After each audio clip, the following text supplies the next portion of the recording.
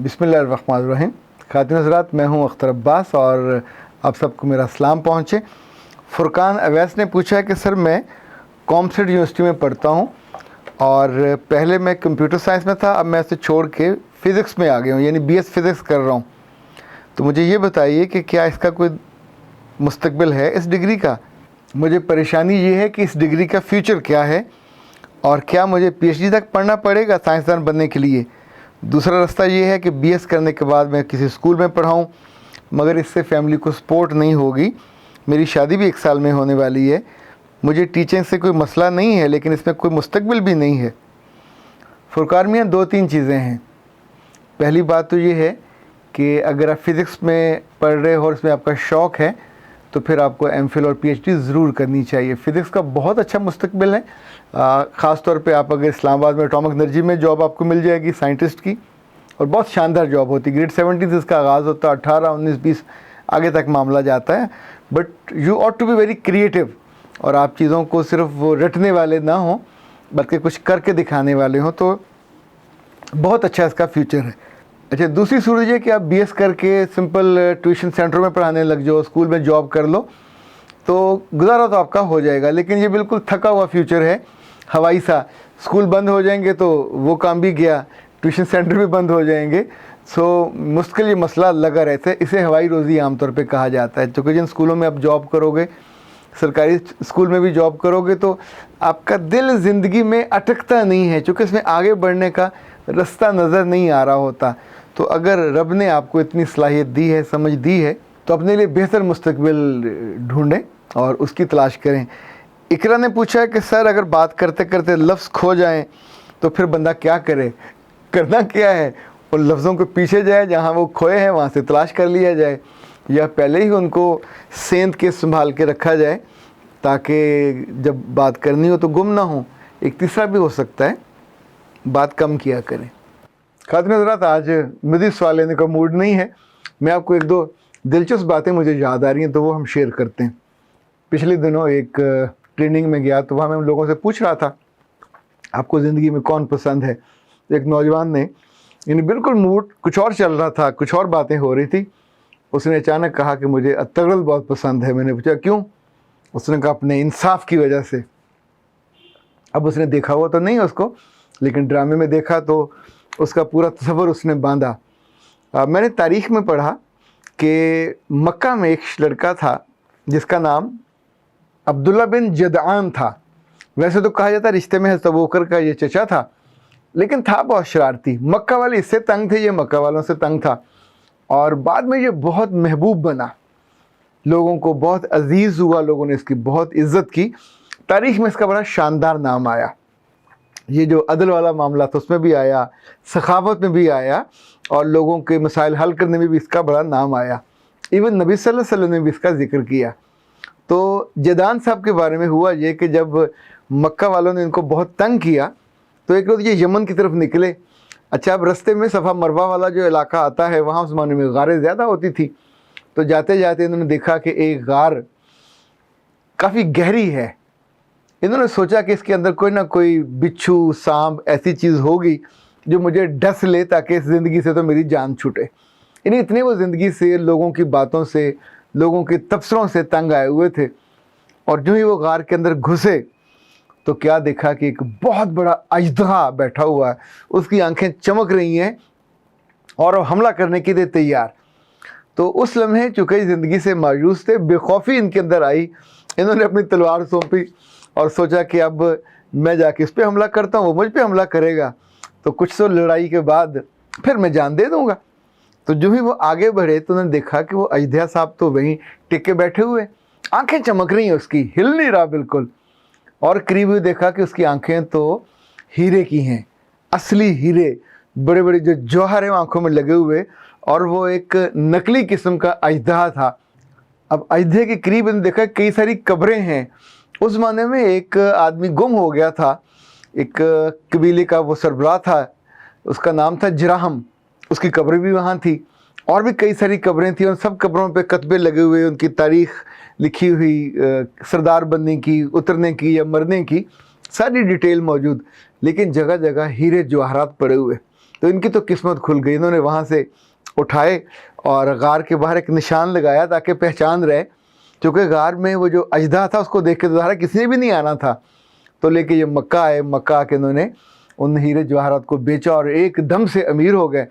اب امیر ہونے کے بعد انہوں نے کیا کیا کہ مستقل لوگوں کو کھانا کھلانا شروع کر دیا, اور جو غریب تھے ان کی مدد کرنا شروع کر دی. جو میزبان یہ اتنے اچھے بن گئے کہ ان کی لوگ مثالیں دیتے.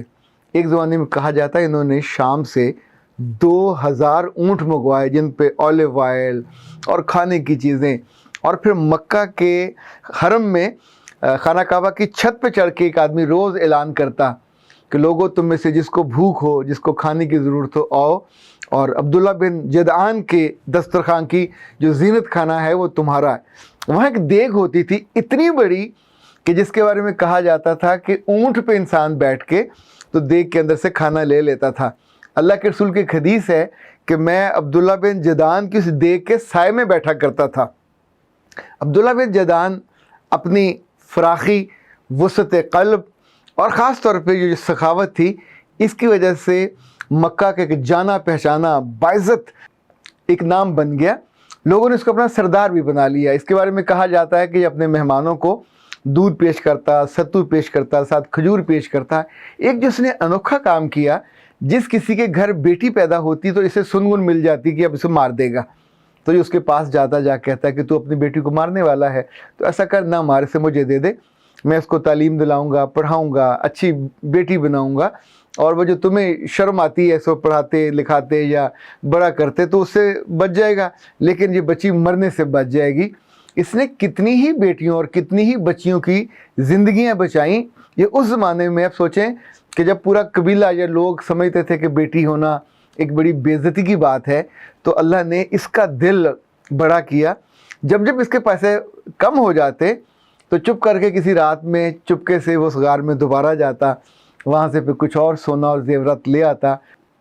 حضرت عبداللہ بن جدعان کی دیگ کے بارے میں وہاں کی ایک روایت یہ بھی ہے کہ سیڑھی لگا کے اس پہ چڑھا جاتا تھا, اتنی بڑی وہ دیگ تھی اور اس کی شہرت بہت تھی. ایک دفعہ یہ ہوا کہ یمن کے قریبی شہر تھا کچھ زبید, وہاں سے ایک آدمی مکہ آیا اور اس کے پاس سامان تجارت تھا. تو اس نے آ کے جو سامان تجارت بیچا تو ایک صاحب تھے عاص بن وائل, اس نے سامان لیا اور کہا میں تمہیں پیسے دے دوں گا, لیکن وہ پیسے مار گیا, اس نے پیسے نہیں دیے. زبید کے شہر سے تعلق رکھنے والا وہ آدمی زبیدی کہلاتا تھا. تو اس نے مکہ میں کھڑے ہو کے پھر ایک جگہ پہاڑ کی چوٹی پہ کھڑا ہوا اور اس نے کچھ اشعار پڑھے, بہت ہی دکھ والے, درد بھرے تھے, اور مختلف قبیلوں کے لوگوں کو اس نے پکارا. لائک اس نے بنو مخزوم کو کہا, بنو عدی سے کہا, بنو عبدار سے کہا کہ میری کوئی مدد کرو, لیکن کوئی اس کی مدد کو نہیں آیا. اور اللہ کے رسول صلی اللہ علیہ وسلم کے ایک چچا تھے زبیر بن عبد المطلب, انہوں نے آواز سنی, انہیں بہت غصہ آیا اور انہوں نے اس کو ہیلپ آؤٹ کرنے کے لیے وہ عاص بن وائل کے پاس گئے اور اسے سمجھانے کی کوشش کی, وہ نہیں مانا. تو پھر عبداللہ بن جدعان کے گھر ایک محفل ہوئی, سب لوگ جمع ہوئے, وہاں 4 فضل تھے اور اسی کو جو معاہدہ ہوا اسے حلف الفضول کہا جاتا ہے, یہ فضل سے نکلا ہے. اور فضل میں یہ بھی مراد تھا کہ اس میں خیر و برکت ہو. اللہ کے رسول صلی اللہ علیہ وسلم فرمایا کرتے تھے کہ میں اس معاہدے میں شریک تھا, اور اگر مجھے کوئی سرخ اونٹ بھی دیتا تو بھی میں اس معاہدے میں شریک ہوتا, اس کو نہ اس میں سے نکلتا, کیونکہ اس میں لوگوں کو انصاف دینے کا وعدہ کیا گیا تھا. اس میں یہ طے کیا گیا تھا کہ مکہ میں اگر کوئی کسی کے ساتھ ناانصافی کرے گا تو پھر یہ سارے لوگ اس بات کے لیے کمیٹڈ ہیں کہ مظلوم کے ساتھ کھڑے ہوں گے اور ظالم کے ساتھ کھڑے نہیں ہوں گے.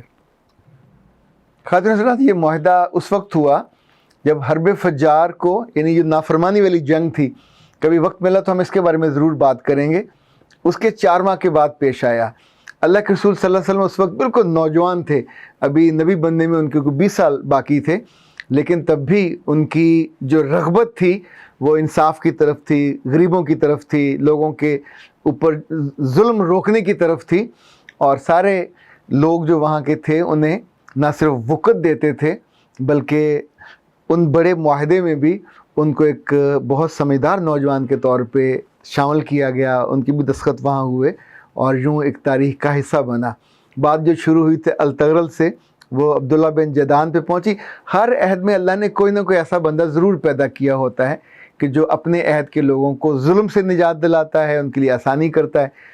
کسی کو تو اتفاقی کو اژدہے سے یا وہاں سے کوئی سونے جواہرات کے مل جاتے ہیں، آج کے زمانے میں لوگوں کو بزنس سے مل جاتے ہیں اور محنت کرنے سے مل جاتے ہیں، پر بہت سے ایسے ہیں کہ جن کے پاس پیسہ بہت ہوتا ہے، دل نہیں ہوتا، ظرف نہیں ہوتا۔ یاد رکھیے گا، یہ بندہ پیسہ یہیں چھوڑ کے چلا جاتا ہے، پر اگر آپ اس کو خرچ کر جو لوگوں پہ، انسانوں پہ، تو آپ کے مرنے کے بعد بھی، یعنی عبداللہ بن جدعان کو اب سوچئے کہ مرے ہوئے بھی 1500 سال ہو گئے ہوں گے، اس کا ذکر اہل ایمان میں سے تو میں نے نہیں پڑھا، یعنی اس سے پہلے اس کا ذکر ہے نبی صلی اللہ علیہ وسلم کی نبوت سے پہلے کا، تو ظاہر ہے اپنے عہد میں وہ مقبول اور پذیرائی رکھنے والا انسان تھا اپنی خوبیوں کی وجہ سے۔